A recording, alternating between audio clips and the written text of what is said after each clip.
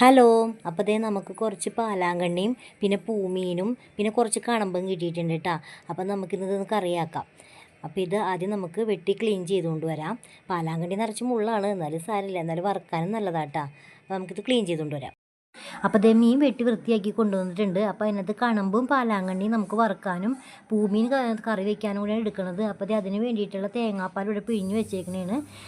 പിന്നെ ഉരുളി അടപ്പത്ത് വയ്ക്കാം. അതിനകത്ത് വെളിച്ചെണ്ണ ഒഴിച്ചിട്ടുണ്ട്. വെളിച്ചെണ്ണ ചൂടായിട്ടുണ്ട് കേട്ടോ. അപ്പോൾ അതിനകത്തേക്ക് നമ്മൾ സവാളയും പച്ചമുളകും ഇഞ്ചിയും വേപ്പിലയും കൂടി ഇട്ട് കൊടുത്തിട്ട് മുളക് പൊടിയും മഞ്ഞപ്പൊടിയും കൂടി ഇതേ നനച്ച് വെച്ചേക്കണതാട്ടെ. ഇത് അതിനകത്തേക്ക് ഇട്ട് കൊടുക്കണം. അതിക്ക് മുമ്പ് നമുക്കൊന്ന് മീൻ വറക്കാനുള്ളത് പുരട്ടി വെച്ചിട്ട് വരാം. അപ്പോൾ അതേ മുളക് പൊടിയും മഞ്ഞപ്പൊടിയും ഉപ്പും കൂടി ഇട്ടിട്ട് വറക്കാനുള്ള മീനത്തിൽ പുരട്ടി വയ്ക്കണേണ്.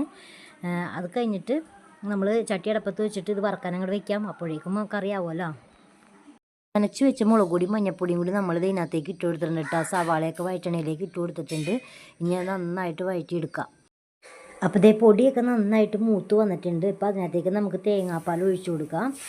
അപ്പോൾ ഇതേ തേങ്ങാപ്പാലൊക്കെ ഒഴിച്ച് ഇതിലേക്ക് കുടംപുളിയും ഉപ്പും കൂടി ഇട്ട് കൊടുത്തിട്ടുണ്ട്. ഞാനത് വീഡിയോ ഓണാക്കാൻ മറന്നുപോയി, അതുകൊണ്ടാണ്. അപ്പോൾ ഇതേ മീനും കൂടി ഇട്ട് കൊടുക്കാം. അപ്പോൾ ഇതേ നന്നായിട്ട് തിളയൊക്കെ വരട്ടെ. ഇനി അടച്ച് വെച്ച് നമുക്ക് വേവിക്കാം. നന്നായിട്ട് തിളയൊക്കെ വന്നിട്ട് ഇനി നമുക്കൊന്ന് അടച്ച് വെച്ച് വേവിക്കാം. അപ്പോൾ അതേ നമ്മുടെ കറി ഇവിടെ റെഡി ആയിട്ടുണ്ട്. അപ്പോൾ അതേ ചാറൊക്കെ വറ്റിയിട്ടുണ്ട് കേട്ടോ. അപ്പോൾ അതേ ആ കൂട്ടത്തിൽ നമ്മൾ മീനും വറുത്തെടുത്ത്. അപ്പോൾ അടുത്ത വീഡിയോ ആയിട്ട് വീണ്ടും കാണാം. ടാറ്റാ, ബൈ.